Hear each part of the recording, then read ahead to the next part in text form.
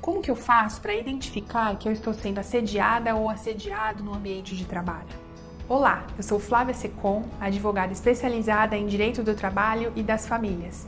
Hoje eu vou te mostrar aqui nesse vídeo que você pode resolver aquele problema que tem tirado o sono de forma menos burocrática com uma boa consultoria jurídica.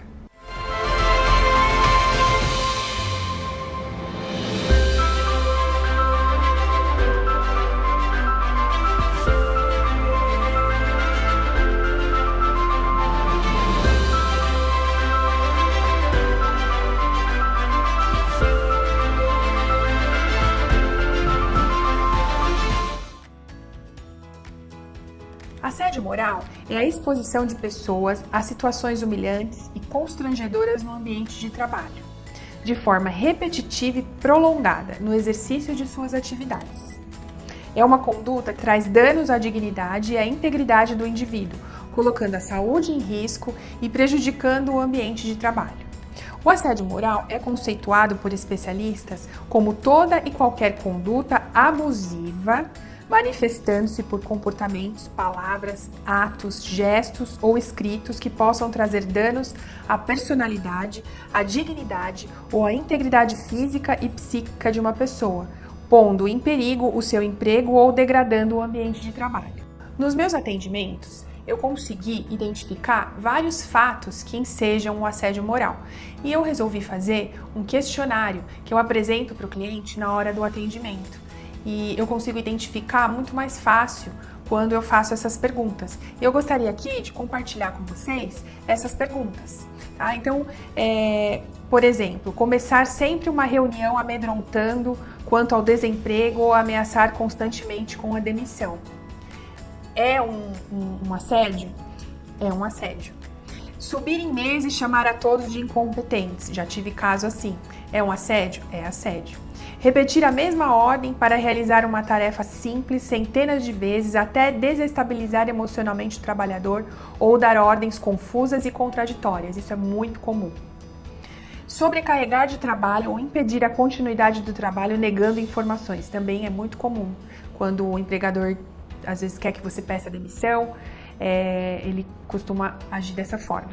Desmoralizar publicamente, afirmando que tudo está errado, ou elogiar, mas afirmar que o seu trabalho é desnecessário à empresa ou à instituição. Rir à distância, em um pequeno grupo, conversar baixinho, suspirar e executar gestos direcionando-os ao trabalhador.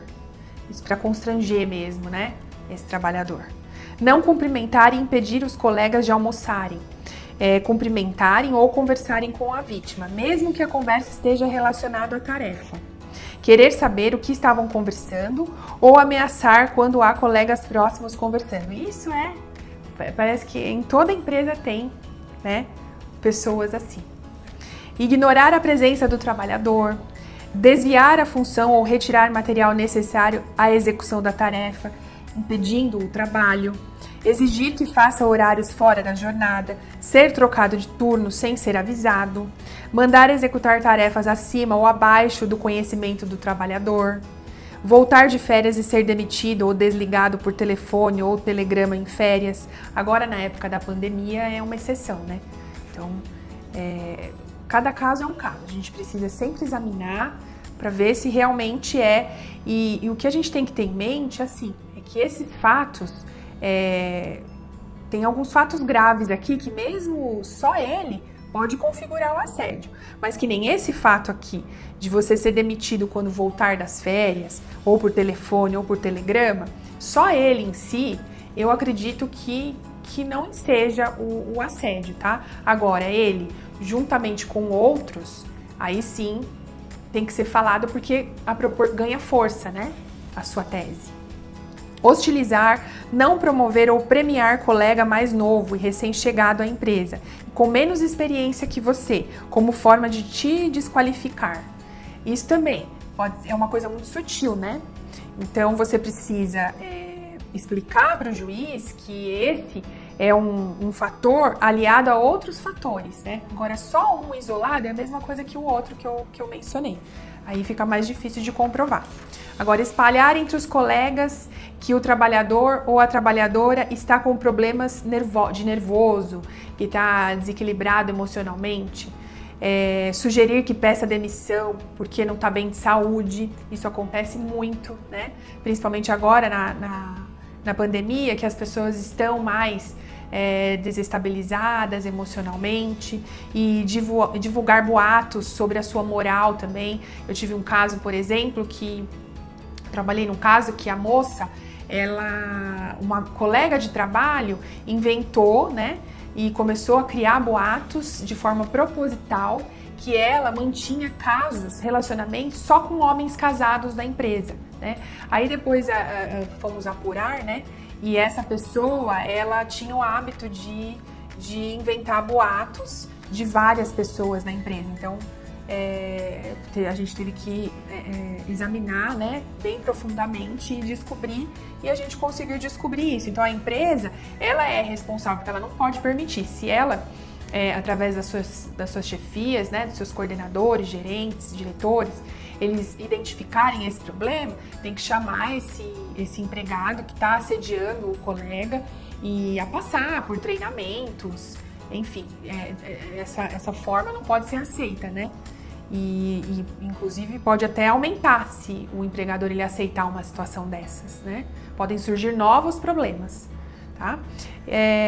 Tem muitos casos também nos ambulatórios das empresas, o que acontece? O empregado ele sofre constrangimento público e assim, por ser considerado mentiroso, né? Ser impedido de questionar, olha, você não pode falar agora não é seu momento de falar, né? Reafirmando sua posição de autoridade no assunto. Então, não aceitar, né, que o empregado se defenda, por exemplo, ele tem que sempre ouvir só. Não pode, ele tem que ficar quieto, não pode se defender. Isso é uma forma de assédio também. Menosprezar o sofrimento do outro. Então, por exemplo, a pessoa está doente, mas será que você está doente mesmo? Será que não é um pouco um pouco de manha sua ou alguma coisa, enfim, desmerecer, né, o que o outro está passando. Ridicularizar a doença, né? O doente também, a doença e o doente, empurrar de um lugar para o outro, não explicar o diagnóstico ou o tratamento recomendado, ser tratado como criança e assim, ver até ironizado os sintomas, né, que está sentindo, ser atendido de porta aberta e não ter privacidade respeitada. Isso aqui é dentro do ambulatório das empresas, tá, gente? Tem empresas grandes que têm um ambulatório próprio, né? Então, as pessoas que estão atendendo, né, os médicos, todo mundo que trabalha nessa área, né, do trabalho dentro de empresas, tudo tem que ter todo esse cuidado, né, essa privacidade. Então, fecha a porta, né, para ninguém ficar ouvindo. Às vezes, o empregado tem alguma coisa para contar, né, que às vezes não é nem da saúde dele, mas que está interferindo na saúde porque passou ali com um colega de trabalho. Então, os médicos do trabalho, eles tratam disso também. Então, é muito importante ter essa sensibilidade, né? Ter laudos recusados e ridicularizados. Eu levo um relatório médico, um laudo, e entrego, né, no ambulatório, e o enfermeiro, a enfermeira começa a desmerecer, a ter alguma atitude deselegante, né? É uma forma de assédio também, né? Aconselhar o adoecido a pedir demissão, eu já falei, né? Não ter conhecido seus direitos ou não ser reconhecido como um legítimo outro na convivência, negar o nexo causal, né? Dar alta ao adoecido em tratamento, encaminhando para a produção. Então isso também acontece muito, eu tenho muita gente me perguntando isso, né? Eu tô doente e parece que a empresa quer que eu fique mais doente ainda, mesmo às vezes com uma recomendação médica de não trabalhar mais naquele setor, o empregador se nega a te realocar dentro da empresa. Para mim também isso é uma forma de assédio. Negar um laudo médico, não fornecer cópia dos exames e prontuários, por exemplo, né? Não orientar o trabalhador quanto aos riscos existentes no setor ou posto de trabalho, isso é muito importante, por isso que é bom as empresas terem bons técnicos de segurança do trabalho, que trabalhem junto com os médicos do trabalho, uma equipe mesmo, preocupada com a saúde do trabalhador, né? Porque se você trabalha para uma empresa que você percebe que tem essa filosofia, que se preocupa com você até trabalha melhor, com mais amor, abraça mais, exerce as suas funções com maior amor mesmo, né? Porque você sabe que a empresa se preocupa com você. Então aqui eu vou falar sobre uma política que certas empresas têm de reafirmação da humilhação, né?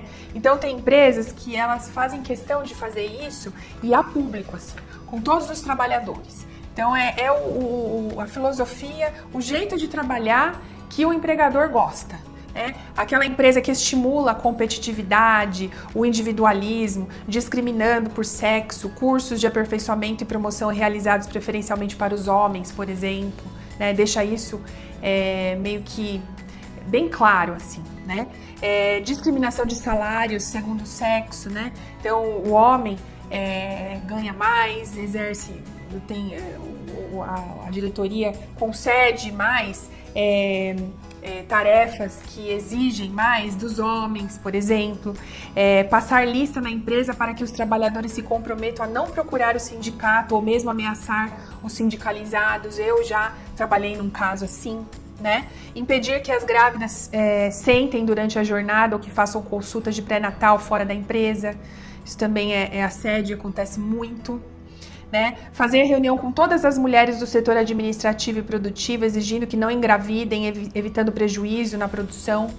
Eu já também trabalhei num caso assim, inclusive foi mais grave ainda, né? Impedir de usar o telefone em caso de urgência ou não comunicar aos trabalhadores os telefonemas urgentes dos seus familiares. Isso então, impedir de tomar cafezinho ou reduzir o horário de refeições para 15 minutos, refeições realizadas no maquinário ou bancadas, desvio de função, mandar limpar banheiro, fazer cafezinho, limpar posto de trabalho, pintar casa do chefe nos finais de semana. Já trabalhei também em casos assim. E receber advertência em consequência de atestado médico, por exemplo, ou porque reclamou de direitos, né? Então, se eu sou uma pessoa mais combativa dentro do meu ambiente de trabalho, eu recebo advertência por conta disso, porque eu posso contaminar os outros colegas, né? Essas empresas que discriminam os adoecidos, os acidentados, né? Que retornam ao trabalho, né? Tem muito disso. Então, a pessoa ficou afastada pelo INSS, quando ela volta, a própria chefia, os coordenadores, gerentes, diretores começam a discriminar. Então, deixam bem claro, né, que pode ser até que esteja com uma boa intenção, né, ou não, mas não pode. Se a pessoa voltou, ela está de alta, ela pode e deve exercer as funções, e só se tiver alguma recomendação médica que assim determine, né, aconselhe diferente, tá bom? Então, ter outra pessoa no posto de trabalho ou função, né? Isso acontece muito também, a pessoa volta e se depara lá. Então, a empresa tem que pensar antes, fala, não, a pessoa vai voltar, o trabalhador vai voltar, vamos já deixar tudo acertado para não criar constrangimento para ninguém. Ter essa preocupação, né? Colocar em local sem nenhuma tarefa e não dar tarefa. Isso acontece demais, né? Você tá lá sem nenhuma função, isolado, tem empregador que deixa na sala, sem janela, virado para a parede. Já vi casos, e já trabalhei em casos assim. E o trabalhador recebeu o assédio moral, a indenização. Ser colocado sentado e olhando os outros trabalharem também, separados por parede de vidro, daqueles que estão trabalhando. Não fornecer ou retirar todos os instrumentos de trabalho, isolar os adoecidos em salas denominadas dos compatíveis, estimular a discriminação entre os sadios e os adoecidos, chamando-os pejorativamente de podres, fracos, incompetentes, incapazes. Infelizmente, a gente vê muito cargo de chefia, diretoria, que se dirige dessa forma deselegante, né, com seus colegas de trabalho. Diminuir salários quando retornam ao trabalho, demitir após a instabilidade legal as grávidas, né? As grávidas, a maioria das grávidas, quando elas retornam, elas são demitidas. Tem filho pequeno, tudo. Isso tem que mudar, gente, pelo amor de Deus, né? Ser impedido de andar pela empresa, telefonar para a casa do funcionário e comunicar à sua família que ele não quer trabalhar, olha isso. Controlar as idas a médicos, questionar acerca do falado em outro espaço, impedir que procurem médicos fora da empresa, desaparecer com os atestados, exigir o Código Internacional de Doenças, o CID, no atestado como forma de controle. Por isso que tem médico que não coloca, né? Porque às vezes a pessoa não quer ser exposta dessa maneira e ela realmente não é obrigada. Às vezes ela quer manter a privacidade dela, e é um direito constitucional, né? O direito à privacidade. Colocar guarda, controlando entrada e saída e revisando as mulheres, não permitir que conversem com antigos colegas dentro da empresa, colocar um colega controlando o outro colega, disseminando a vigilância e desconfiança, isso também tem muito, né? Dificultar a entrega de documentos necessários à concretização da perícia médica pelo INSS, nossa, isso toda hora. E omitir doenças e acidentes, né? Então, quer dizer, eu contrato uma pessoa, eu não falo para ela que ali na empresa tem um risco tal, antes de demitir os adoecidos ou acidentados do trabalho, tá? Então, esses casos são bem recorrentes no escritório. Deixa aqui nos comentários se você já passou por uma situação parecida ou se você conhece alguém que já passou por alguma situação como essa. Se você gostou do nosso conteúdo, curte, compartilhe e se inscreva para você não perder nenhum vídeo aqui no nosso canal.